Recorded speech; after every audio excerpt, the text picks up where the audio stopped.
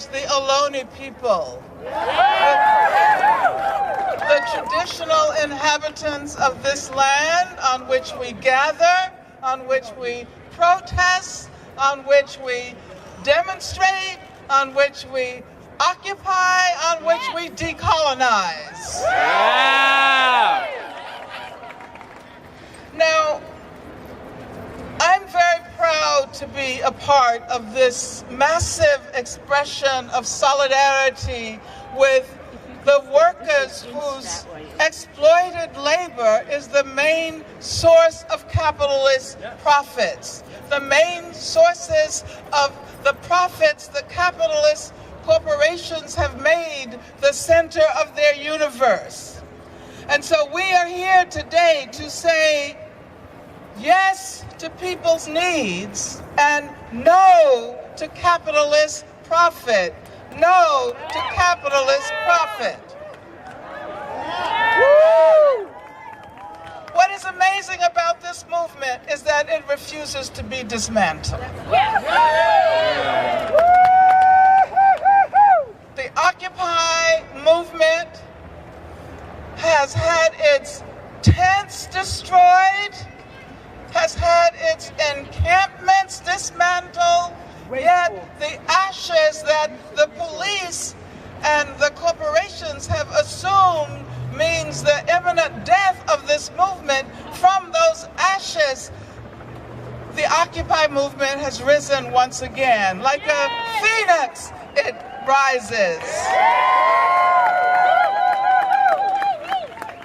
Occupy Oakland. Let's talk about Occupy Oakland. Occupy Oakland. Occupy Oakland has played a pivotal role in the development of the global movement. Yes.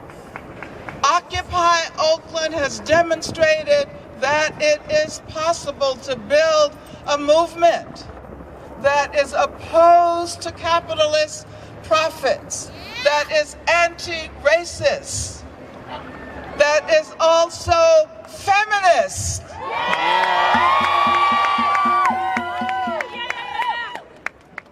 A movement that respects the sexual diversity, the economic diversity, the racial diversity of the 99%. Because we know that the 99% are not homogeneous.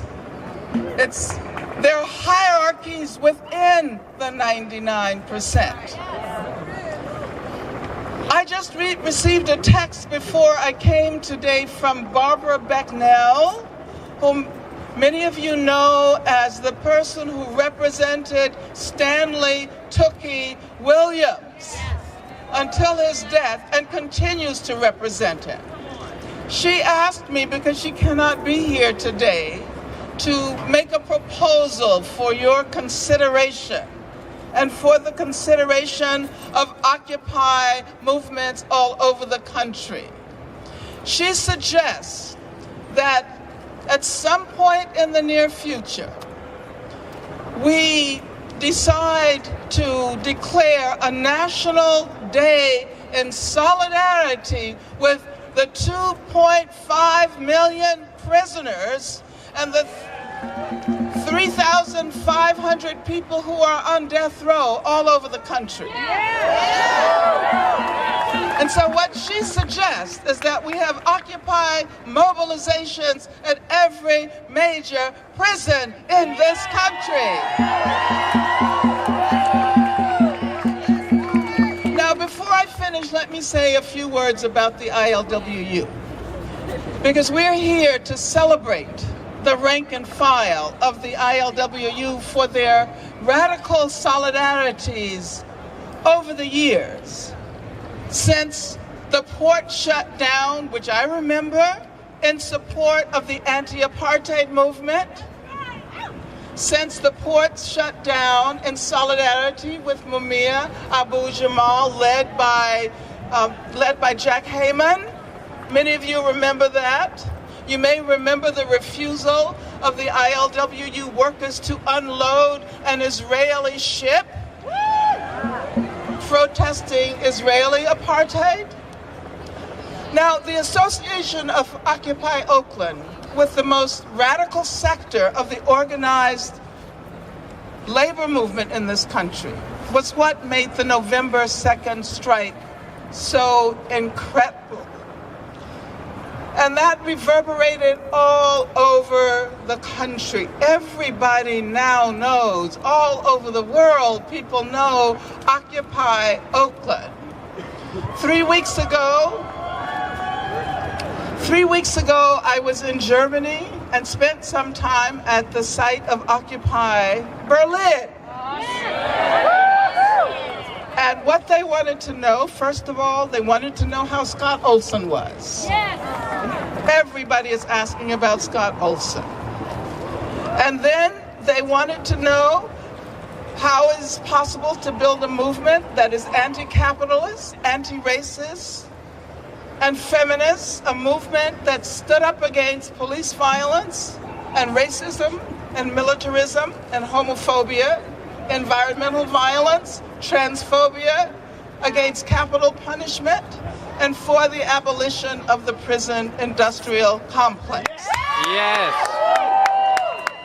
Now today we are targeting both Goldman Sachs and EGT, Export Grain Terminal, and especially Bunga Limited. We're supporting our brothers and sisters who most directly suffer from the union-busting practices of these companies, but at the same time we make connections. Just as we make connections between racism and capitalist exploitation, between the military occupation of Afghanistan and the military occupation of Palestine, between over-incarceration and the lack of education, we also make connections between the financial oligarchies, Goldman Sachs, and the agribusiness companies, EGT, that have turned food production into a profit-yielding process. Yeah. The food they provide us leads to the deterritorialization of indigenous people and African-descended people in South America, and it is destroying the environment. And the genetically modified food they offer us is killing us. It is killing us. All for the sake of profit. All for the sake of profit. And so we say people, not profit. We stand with workers, not capitalists. Yeah. We are for education and housing, not prisons and police. We want love. We want community. We want creativity, and we want freedom. Thank you.